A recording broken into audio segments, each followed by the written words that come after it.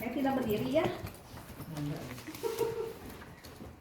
Oke, modul ajar kurikulum merdeka. Nah, modul ajar ini seperti yang sudah kita dapatkan pemaparan kemarin dari Bapak Pengawas, kita semua seluruh Indonesia harus mulai melaksanakan kurikulum merdeka, di mana dalam kurikulum merdeka tersebut ada suatu perangkat pembelajaran yang ada perubahan-perubahan tertentu gitu ya, di mana perubahan-perubahan tersebut dikemas dalam model perangkat pembelajarannya dikemas dalam nama. Sekarang itu berubah sedikit menjadi modul ajar atau bahan ajar ya, modul ajar atau bahan ajar. Kalau dulu namanya kan RPP ya. Nah ini apa itu modul ajar? Modul ajar ini adalah perangkat ajar ya, perangkat ajar yang memuat rencana kita dalam melaksanakan pembelajaran, di mana perangkat ajar ini dapat membantu kita dalam melaksanakan proses pembelajaran ya, melaksanakan proses pembelajaran, di mana proses pembelajaran tersebut ditujukan untuk pencapaian pembelajaran ya, pembelajaran. Jadi harus kita pahami dulu, modul ajar itu adalah seperangkat alat pembelajaran. Nah di sini capaian pembelajaran ya, capaian pembelajaran yang akan kita buat itu kita harus tahu dulu, kita harus dulu paham dulu apa itu capaian pembelajaran. Capaian pembelajaran ini adalah kompetensi pembelajaran ya, kompetensi kemampuan, kompetensi pembelajaran yang harus dicapai oleh peserta didik dalam setiap akhir fasenya ya, dalam setiap akhir fasenya. Nah, capaian pembelajaran ini memuat sekumpulan kompetensi, dan lingkup materi ya, kompetensi dan lingkup materi yang disusun secara komprehensif, secara menyeluruh ya, dalam bentuk narasi. Nanti bisa kita lihat di dalam CP itu, mungkin ibu-ibu sudah melihat ya kemarin, sudah ada. Nah itu di sana terdapat narasi yang panjang-panjang gitu ya, narasi yang memang panjang-panjang karena itu mencakup secara keseluruhan pencapaian yang harus dicapai oleh peserta didik dalam satu fase. Jadi tentunya tidak bisa sedikit karena banyak komponen yang memang harus dicapai oleh anak. Nanti kita tinggal memilih saja, disesuaikan dengan kemampuan peserta didik kita ya. Dari mana kita tahu kemampuan peserta didik kita itu ada di mana? Nah itulah pentingnya harus ada asesmen ya, asesmen awal atau asesmen diagnostik. Nah asesmen itu boleh ada, kita bisa memakai asesmen baku atau boleh juga kita membuat sendiri ya. Nah di sini katanya dalam dokumen CP ini terdapat 4 komponen ya. Bapak Ibu mungkin Bapak Ibu ya, dan Ibu komponen yang ada di dalam CP itu bisa dilihat. Di sana ada rasional mata pelajarannya, ada tujuan mata pelajarannya, ada karakteristik mata pelajarannya, dan ada CP yang harus dicapai oleh anak. Itu baku ya, sudah baku. Sudah di pemberian dari pemerintah seperti ini, di dalamnya ada ini. Nah, dalam penggunaan CP ini bisa lintas elemen. Yang dimaksud dengan lintas elemen di sini, kita cari, kita analisa CP itu disesuaikan dengan kemampuan peserta didik kita. Misalkan peserta didik kita itu dalam matematika dia ada di fase A, gitu ya. Namun di dalam bahasa Indonesia di fase A itu sudah terlewati semua kemampuannya. kita bisa mengambil di fase yang setingkat lebih tingginya. Itu yang dimaksud dengan lintas elemen. Nanti sebelum kita menentukan tujuan pembelajarannya, kita harus membuat dulu analisa ya, analisa untuk CP-nya.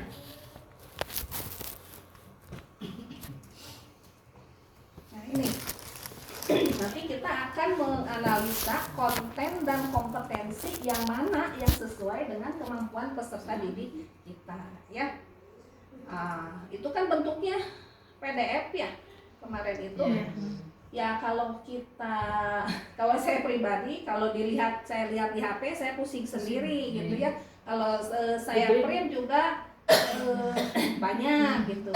Jadi solusi saya kalau untuk melihat CP di yang PDF itu, saya pakai PDF-nya saja. Nanti kita tinggal mencari matematika, misalkan matematika nanti muncul ya. Matematika fase A gitu nanti muncul. Silakan nanti ibu-ibu sekalian dilihat, dianalisa CP mana yang sesuai dengan kemampuan anak didik ya. Nah ini asesmen.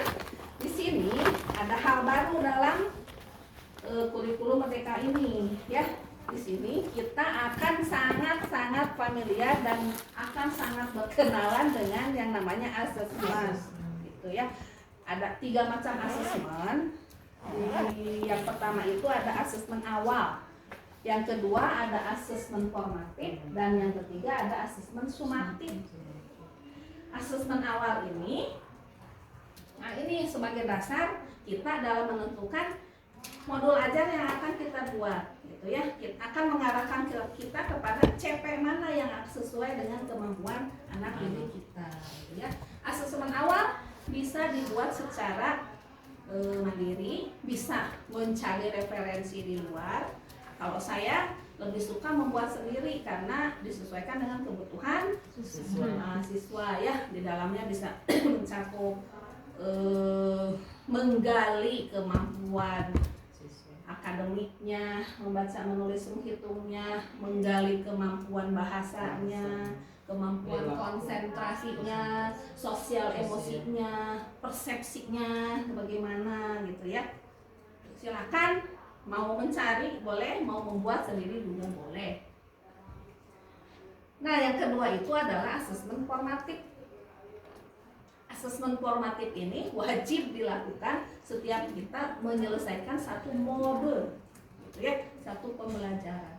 Kemarin Bapak Pengawas sudah memberikan keringanan, katanya hayu kita buat modul yang tidak memberatkan, modul yang membuat kita mudah dan mau mengerjakannya. Kemarin kita diberikan tantangan kan ya, sanggup tidak membuat modul 1 hari 1 modul, tapi kita balik lagi kepada kepentingan kita ya gitu. Modul itu kan bisa untuk beberapa kali pertemuan, bisa untuk 1 kali pertemuan. Nah, dalam setiap menyelesaikan 1 modul, kita wajib melakukan asesmen formatif atau kapung formahnya dina kotilasmah namina teh evaluasi ya. Jadi bentuk lain sekarang namanya itu menjadi asesmen ya, asesmen formatif. Bentuknya bisa melalui tes tulis, tes lisan, tes perbuatan. Nanti kita buatkan ya, sama saja. Itu asesmen formatif. Nah yang ketiga adalah asesmen sumatif. Nah, asesmen sumatif ini dilaksanakan di akhir setiap semester. Ya, di akhir setiap semester. Mau di asesmen formatif, mau di asesmen sumatif, kita harus wajib melaksanakan refleksi. Ya, refleksi pembelajaran, di mana refleksi ini tujuannya untuk apa? Untuk memotivasi kita, untuk melihat sejauh mana sih keberhasilan kita dalam memberikan pembelajaran, apakah sudah sesuai dengan tujuan yang kita buat, gitu ya. Ada kendala tidak gitu, silakan ditulis nanti di sana di refleksi itu ya, mengenai asesmen. Nah, tadi sesudah kita mencari, menganalisa capaian pembelajaran yang akan kita berikan kepada anak, baru turun kepada tujuan pembelajaran. Ya, tujuan pembelajaran ini adalah deskripsi katanya ya, deskripsi pencapaian 3 aspek kompetensi. Sami wae-nya sareng kotilas apa yang harus digali dalam tujuan pembelajaran itu harus kita harus bisa menggali kemampuan pengetahuannya, keterampilannya ya itu ya, sikapnya. Nah, di dalam tujuan pembelajaran buat tujuan pembelajaran yang menggali ketiga aspek itu. Ya, buat misal contohnya peserta didik dapat, kalau matematika ya, dapat membilang bilangan 1 sampai 10 gitu ya. 1 sampai 10 dengan baik. Nah, itu. Misal. Nah, ini ya, TP disusun dengan memperhatikan eviden atau bukti ya, bukti yang dapat diamati dan diukur. Jadi kita harus disesuaikan. Iya, tadi harus disesuaikan dengan hasil asesmen itu ya. Sehingga murid dapat dinyatakan mencapai suatu tujuan pembelajaran. Penulisan tujuan pembelajaran sebaiknya memuat 2 komponen utama, yaitu kompetensi dan lingkup materi. Sok mangga saha nu tiasa masihan contoh hiji TP memuat kompetensi dan lingkup materi. Kompetensi yang akan dicapai oleh anak, materinya apa? Ayo usaha. Anu biasa masihan contoh. Neng. Halo.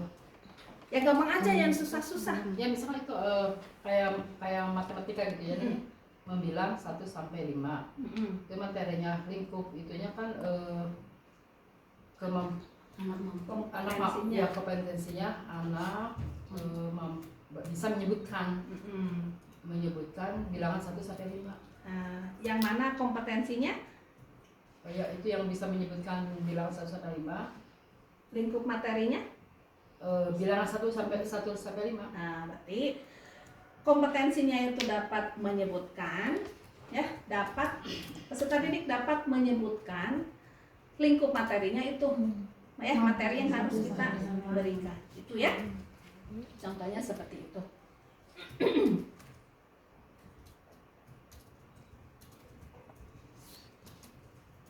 Nah, sebelum kita ke fase-fase di dalam tujuan pembelajaran ini, kita membuat sesuaikan dengan kemampuan siswa. Nanti di akhir itu kan ada asesmen yang tadi ya, asesmen formatif ya. Nah, ketika kita membuat asesmen formatif itu jangan kemana-mana, kita fokuskan lagi kepada tujuan yang akan kita capai. Misal tadi punya Ibu Yanti, anak dapat membilang bilangan 1 sampai 10. Nah, di dalam asesmen formatifnya itu buat evaluasi yang mengacu ke situ. Contohnya tadi anak dapat membilang, siapa yang bisa membuat evaluasinya yang mengacu ke situ? Ayo. Evaluasinya. Anak dapat membilang bilangan 1 sampai 10. Buat evaluasinya. Mau evaluasi tulis, kinerja atau lisan boleh. Buat 1. Maksudnya kita biar nanti ketika kita praktek, oh begitu gitu ya. Cok. Ayo Bu.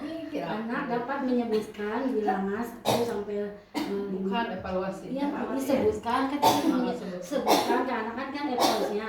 Sebut atau urutkan bilangan 1 sampai 10 dengan benar. Anak dapat membilang bilangan 1 sampai 10. Bilangan 1 sampai 10 ya. Yang pertama tadi anak dapat membilang. Menyebutkan kan ini atau menunjukkan kan bisa. Bisa kita dalam tujuan pembelajaran kita bisa membuat dari bilang materi 1 sampai 10 itu bisa membuat lebih dari satu tujuan pembelajaran ya, lebih dari satu tujuan pembelajaran tadi. Yang dari yang mudah dulu, anak dapat membilang. Terus yang lebih susahnya apa? Yang lebih susahnya mengurutkan, membilang, mengurutkan. Terus membedakan. Misal kita buat 3 saja itu ya. Nah, dari membilang, mengurutkan, menunjukkan. Nah, di dalam evaluasinya itu kita harus tetap mengacu ke sini, gitu ya. Jadi jangan sampai begini tadi di tujuan awalnya itu membilang, tapi di evaluasinya menyebutkan atau menunjukkan. Jadi tetap harus mengacu kepada tujuan pembelajaran ini, harus disesuaikan. Pertama, kita tidak akan jadi susah-susah membuat gitu ya, karena sudah ada acuannya di atas. Yang kedua, nanti dapat mengukur ketercapaiannya itu gitu ya. Nanti kan ada analisa, dapat tutup anak teh sudah mampu atau belum, direfleksi itu ya. Nanti kan ada refleksi, anak teh sudah mampu belum. Misalkan ada anak yang belum mampu, kenapa si anaknya belum mampu? Apa kita analisa kekurangannya apa, hambatannya apa. Oh, si anak ini mah udah bisa mencapai gitu ya. Nah, katanya kita bisa mengambil langkah yang lainnya gitu. Nanti ada pengayaan atau ada remedial. Jadi jangan kemana-mana, jangan melebar di luar lingkup itu saja supaya ya, lebih sesuai mudah. dengan tujuan. Ya. Tuh ya. Nah, ini nanti ketika kita praktek membuat modul ajar itu, saya anggap ibu-ibu semuanya sudah mengasesmen ya, sudah mengasesmen awal anak didiknya, hanya belum dituangkan saja gitu ya. Saya yakin sudah ada di sini ya. Oh tuh unggal dinten kacepeng orang kalinya ya, mudah-mudahan. Tapi gimana kalau kan kebetulan kami memegang kelas kecil nih, kelas kecil di mana hal itu kan hiperaktif. Terus yang pertama hiperaktif, kedua komunikasinya juga tidak berjalan. Jadi untuk pembelajaran misalkan ke pandemi ini, jadi dia hanya bisa merespon ataupun itu dalam hanya waktu yang sebentar. Kebanyakannya dia aktif. Jadi untuk mencapai pembelajaran ini jangan misalkan menyebutkan atau menunjukkan, dia tidak bisa. Nah, ini ada beberapa anaknya di sini. Nah, apakah kita nih untuk membuat bahan modul ajar, bahan modul ini, nah, apakah harus tetap ke akademik ya CP ini, atau kita membuat yang lain? Ya, itu tadi ada lintas elemen ya, ada lintas elemen. Kita bisa naik ke atas, bisa anak-anak kita nih dalam satu kelas itu ada yang kemampuannya, ada yang sudah lebih dari yang ibu sebutkan, kita bisa lintas elemen, bisa naik ke atas. Atau misalkan yang barusan ibu bilang membilang pada terbiasa, tetap terbiasa gitu ya, ibu bisa menurunkannya ke yang lebih rendah ya. Ada sebelum fase A itu ada, nah itu ada ya. Kadang kemarin juga kan kata pengawas kita, ibu ya kemarin siapa yang menyebutkan, tetep we ada orang tua teh salistung, tetep we udah ditinggal teh dina buku. Nah itulah pentingnya kita komunikasi dengan orang tua. Kita sodorkan ini hasil asesmennya bu, anak ibu belum mampu. Mudah-mudahan sekarang kita kasih pembelajaran, saya olah, saya ramu. Mudah-mudahan kemampuan awal ini meningkat sesuai dengan harapan ibu semua. Anak kita bisa untuk baca tulis itu. Tapi kan kita nggak bisa langsung dari 1 ke 5 bu. Tahapan itu kan harus dicapai dulu, harus tahapan ininya gitu, harus diambil dulu, harus dilewati dulu. Ayo kita sama-sama. Ibu mohon bantu di rumah untuk mengkondisikan anak untuk mencapai kemampuan itu. Gitu. Kami di sini di sekolah juga berusaha. Atau mungkin begini nih, apa boleh ini di tadi yang ke bawah gitu ya, misalkan dia kan otomatis kan kalau komunikasi dia tidak bisa menyebutkan, dan paling bisa dia memindahkan memindahkan benda, misalnya ada 5 benda, misalnya memindahkan benda, itu juga dengan bantuan karena dia belum mengerti, belum komunikasinya belum ini respon gitu. Jadi kita memindahkan benda satu itu juga dengan bantuan bisa untuk bisa. Kemarin saya tanya ke Bapak pengawas kan gitu ya, Pak, di kelas kita itu tidak menutup kemungkinan kemampuan anak kita berbeda-beda. Tadi kan Bapak bilang kita mau membuat kita lebih mudah, namun di lapangan itu tidak seperti itu, tidak mudah semudah apa yang Bapak ucapkan. Tapi kan Bapak pengawas kita juga kemarin memberi solusi, buatlah apa namanya, capaian pembelajaran yang memang memuat sesuai dengan tujuan kita, yaitu kurikulum berdiferensi ya, kurikulum berdiferensi. Jadi tebaku gitu ya teh, tebaku silakan saja. Kita di kelas itu sebagai direktur, kita di kelas sebagai manajer di kelas kita punya hak penuh untuk mengatur supaya pembelajaran berjalan kondusif di kelas. Tapi jadi banyak iklannya daripada belajarnya, kencing, BAB, tetekan, jadinya ngacak-ngacak, jadi pembelajaran sakti banyak itu yang lainnya daripada untuk pembelajaran. Tidak apa-apa Bu, yang penting kita tidak istilahnya tidak ngantep ya, kita tetap memberikan intervensi, kita tetap memberikan penanganan. Nah nanti kan ada refleksinya, direfleksi nanti kita tuangkan masalahnya apa, hambatannya apa, gitu. Kenapa tidak tercapai ini tujuan. Nah, nanti setelah direfleksi kita buat lagi modul yang baru, bisa kita turunkan kalau memang tidak tercapai gitu ya, atau misalkan sudah tercapai bisa kita tekan, kita lari ke elemen yang lain. Bu, misalkan si anak itu dari tahun ke tahun hasilnya kita udah berusaha misalkan si anak itu untuk bisa, misalkan aja karena anak autis yang nggak bisa apa-apa untuk memakai sepatu aja misalkan, atau membuka aja dari dan itu walaupun diulang-ulang sampai sekarang tidak bisa, kita udah metodenya diganti-ganti, misalnya dari mulai kita dipakaikan sendiri supaya dilihat di ini misalkan, terus tidak tercapai aja, jadi kita harus gimana merefleksi ke diri kita gimana. Nah itu dari tua kan kita udah menuangkan tahun kemarin udah begini metodenya nggak berhasil, nah semester sekarang begini, dirubah lagi metodenya karena kita tidak berhasil juga. Nah dari tahun ke tahun si anak itu perasaannya itu belum, perkembangannya itu belum kelihatan gitu. Jadi apa yang harus baik? Tapi sedikit kelihatan. Apa-apa ya sama. Ya sedikit saya yakin berarti ada perubahan. Cuma seetik. Masalahnya ketika kita membuat tujuan pembelajarannya jangan ketinggian.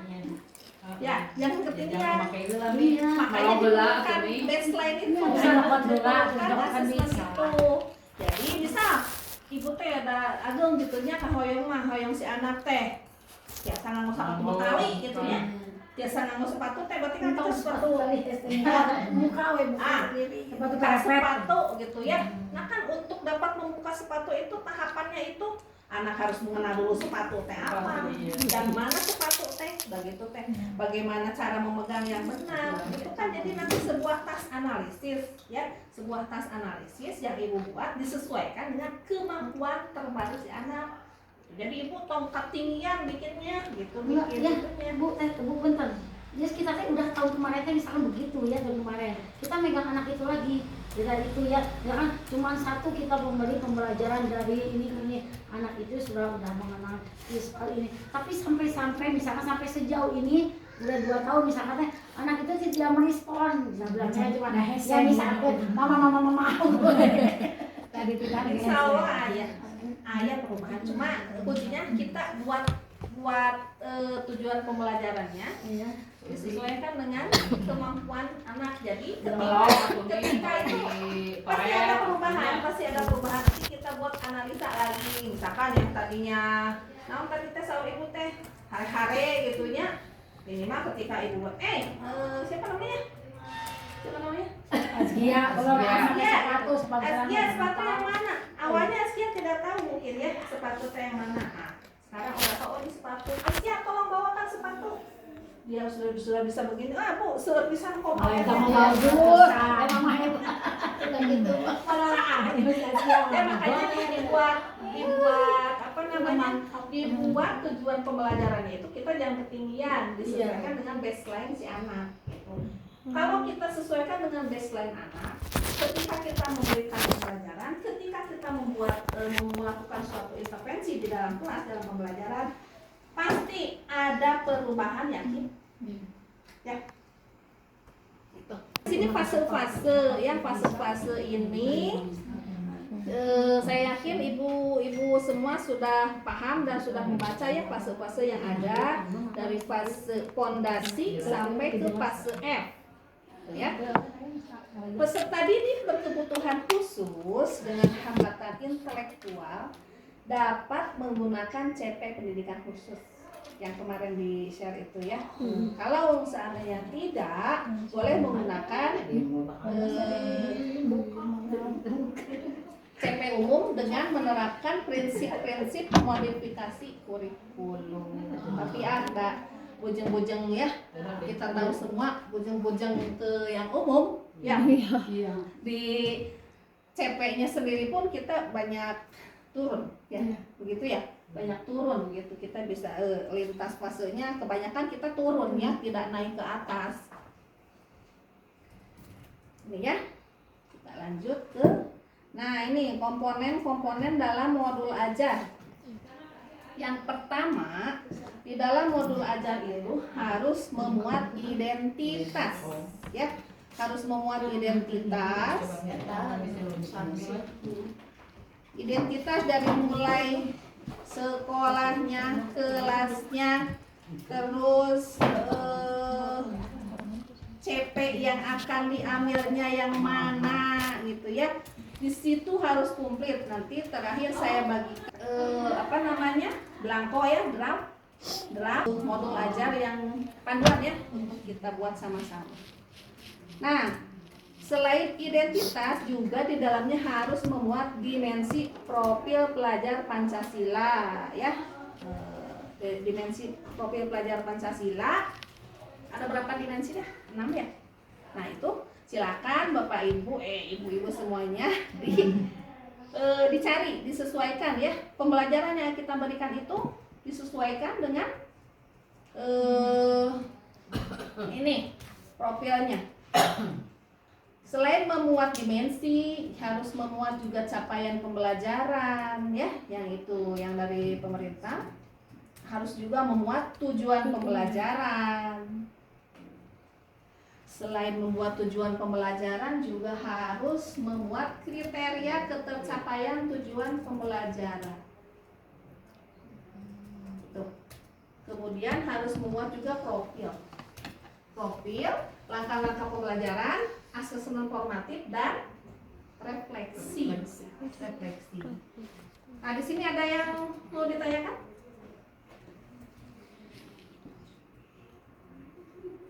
Nomor 2 sudah paham ya?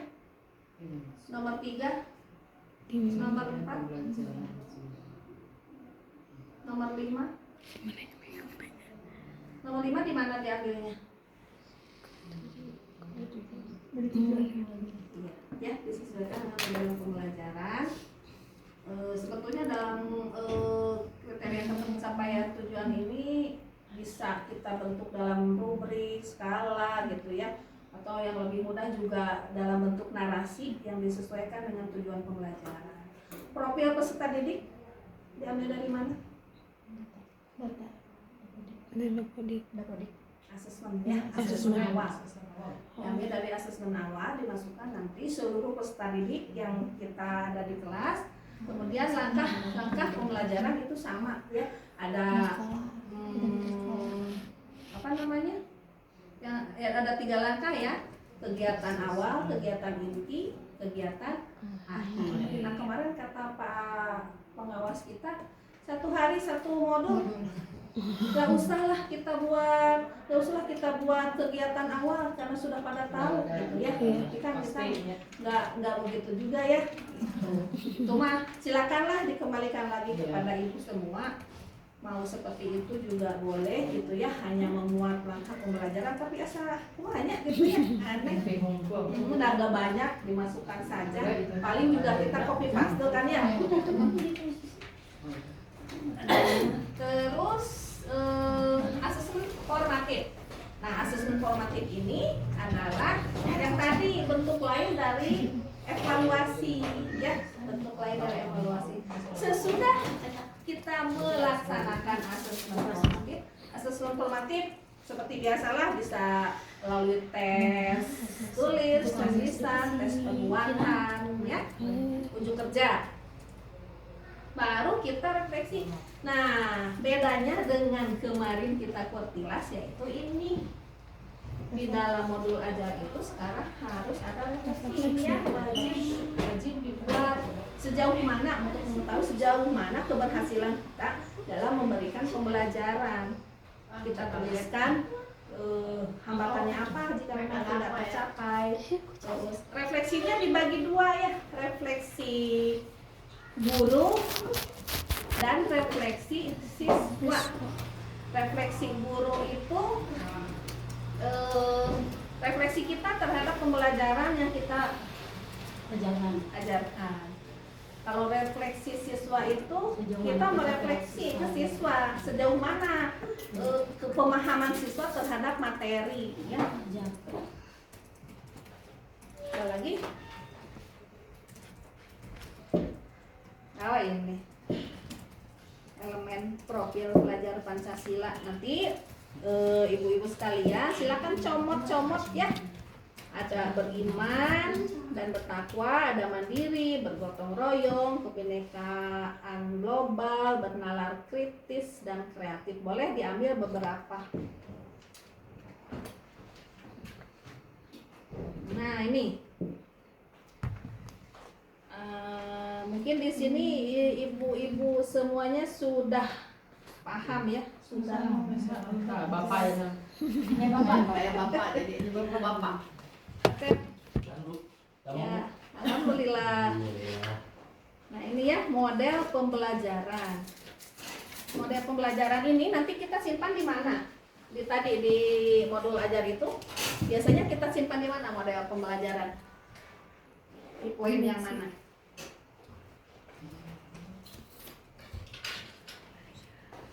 Nah, model pembelajaran kita simpan di mana?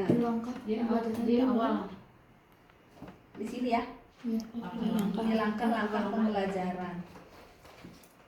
Biasanya kita simpan di kegiatan inti, ya, di kegiatan inti.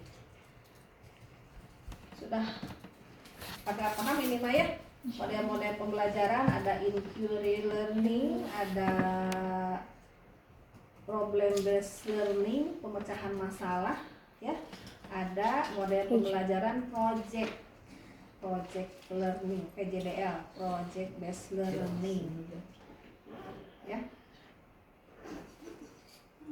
Biasanya kita menggunakan model pembelajaran yang mana? Kita senang menggunakan yang mana ya untuk anak-anak kita?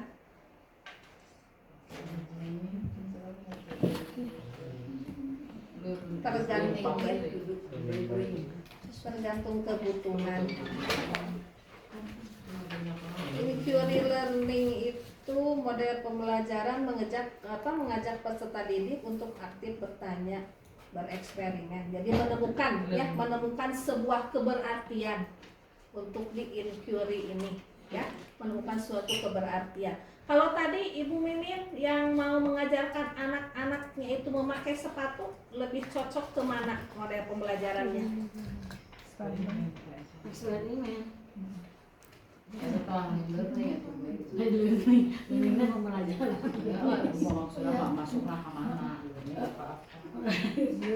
Kedua Apa? Pembelajaran Pemecahan masalah atau project atau project kan ada ini. project membuat produk, menghasilkan produk, problem yang mana? problem Silakan dipilih. Kaget ya learning. Problem based learning. Membedakannya ya. Learning naon? Problem based learning itu memecahkan masalah. Kalau project based learning itu Menghasilkan suatu produk. Nah, kalau Produk. inquiry learning itu menemukan suatu keberhasilan dalam pembelajaran. Mangga dipilih-pilih. Tuh ya. Nah, ini dalam siklus perencanaan dan pelaksanaan pembelajaran. Mana M? Tinggalan. Ini ya siklus. Yang namanya siklus itu terus berputar, gitu ya, terus berputar. Kita akan terus bergumul, kita akan terus berkenalan, berkaitan dengan ini, ya, dari mulai merencanakan pembelajaran, kemudian mengasesmen, membuat asesmen awal, menyesuaikan RPP yang kita buat, disesuaikan dengan hasil asesmen karena tidak baku ya, tidak baku. Sesudah sesuai kita laksanakan, ya kita laksanakan pembelajarannya. Sudah laksanakan pembelajarannya, kita buat asesmen formatifnya, kita buat asesmen sumatifnya, kita refleksikan. Sudah kita refleksikan apa yang kurang, apa yang sudah terlampaui, kita balik lagi ke awal dengan membuat perencanaan. Begitu terus berputar-putar selama 1 tahun ajaran itu. Ya. Kemarin ada contoh dari Bapak pengawas kita ketika kita membuat modul ajar itu yang menurut saya benar ya, efektif sekali. Guru membuat, diserahkan kepada kurikulum, dari kurikulum diserahkan kepada sarana, ya, menyediakannya, sarana menyediakan alatnya, jadi kita tinggal melaksanakan pembelajarannya. Seandainya siklus itu berjalan, mantap, ya, mantap. Siklus itu Harapannya sih ini seperti itu, ya. Kalau seperti itu kan mantap. Jadi tidak akan begini mungkin di sekolah itu. Aduh, saya sepido gitu. Aduh, saya nawan mari kita cecarur para PKS dengan modul. Tumbuhkan gitu ya. Nih modulnya, ini alat-alatnya. Nih, ini kan kita tidak akan ada waktu bingung nuan jam pulang tehnya naon gitu. Naon tunduh kayak gerak ya nilai jam tuh bisa jam 4. Aduh, berpikirnya. Jadi insya Allah waktu sesudah pembelajaran dengan anak itu akan terisi dengan efektif. Yakin. Apalagi ada refleksi gitu ya. Refleksi kita bisa kumpul bareng-bareng. Kita terima masukan dari teman, kita terima masukan gitu. Kan asik. Sudah.